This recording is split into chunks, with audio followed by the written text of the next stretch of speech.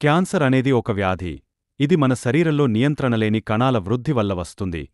కానీ క్యాన్సర్లో కొన్ని కణాలు అనంతంగా పెరిగి కణ సమూహాలు అంటే ట్యూమర్లగా ఏర్పడతాయి.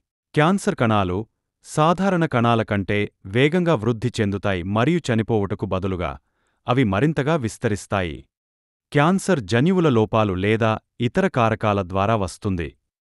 క్యాన్సర్ లక్షణాలు. క్యాన్సర్ లక్షణాలు శరీరంలోని ఏ భాగం ప్రభావితమైందో దానిపై ఆధారపడి ఉంటాయి.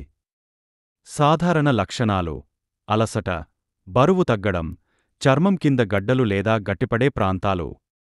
మొదటిగా లక్షణాలు గుర్తించబడకపోతే వ్యాధి మరింత అభివృద్ధి చెందే అవకాశముంది. క్యాన్సర్ రకాలు. క్యాన్సర్ రకాలు చాలా ఉన్నాయి.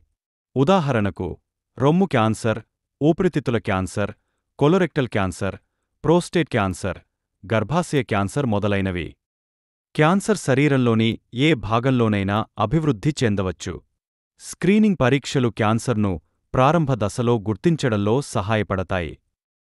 క్యాన్సర్ నిర్ధారణలో ఉపయోగించే పరీక్షలు ఇమేజింగ్ పరీక్షలు, సిటీ స్కాన్, ఎంఆర్ఐ, పేట్ స్కాన్, బయాప్సీ మరియు రక్త పరీక్షలు ఉన్నాయి.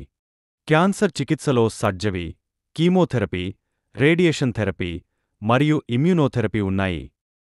చికిత్స విధానం క్యాన్సర్ రకం మరియు దశపై ఆధారపడి ఉంటుంది. క్యాన్సర్ నివారణ.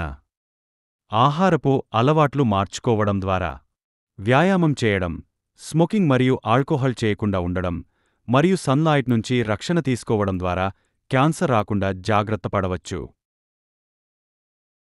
ఇలాంటి మరెన్నో వీడియోస్ కొరకు ఇప్పుడే మా ఛానల్ని సబ్స్క్రైబ్ చేసుకోండి. బ్లడ్ ఇన్వెస్టిగేషన్ మరియు హోమ్ సర్వీసెస్ కొరకు డాక్టర్స్ డయాగ్నోస్టిక్ ల్యాబ్ని సంప్రదించండి. 9440802765